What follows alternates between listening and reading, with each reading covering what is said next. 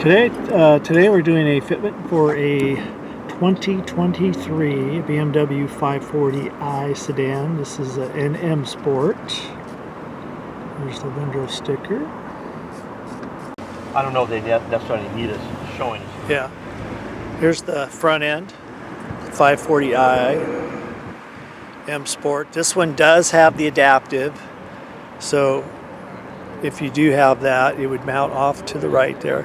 But for today's video, we're going to mount it as if it doesn't have that. We're going to do the center mount without the adaptive cruise.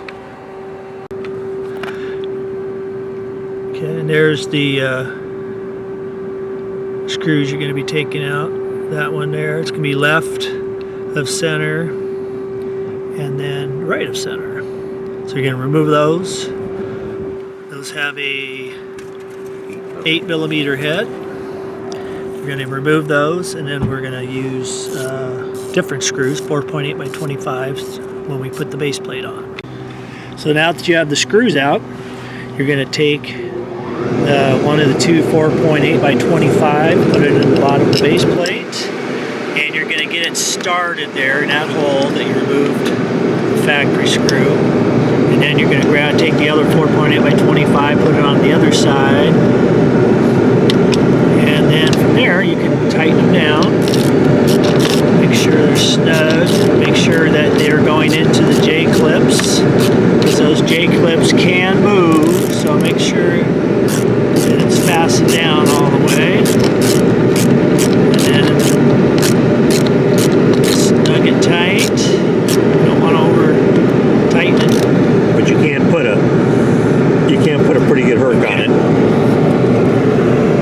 From there, you're going to take your front plate, you're going to insert the rods into the base.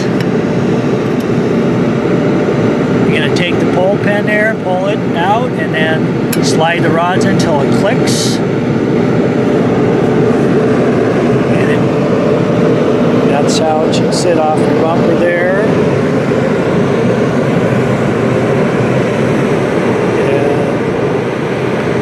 Good to go. Put your license plate on the front of the front plate. That's all there is to it. We're going to now show you how to mount the license plate to the front bracket. You're going to take your plate, take the screw, put it through the plate, then line it up on the bracket like so. Put the nylon lock nut on it. Now the nylon lock nut will have a nylon ring and then no ring, so the ring goes to the outside. So when you put it on, make sure the ring goes to the outside. And then you just repeat for the other 3 screws. And then take your 10mm socket or wrench, if you have just a wrench, Phillips screwdriver, and just tighten them up.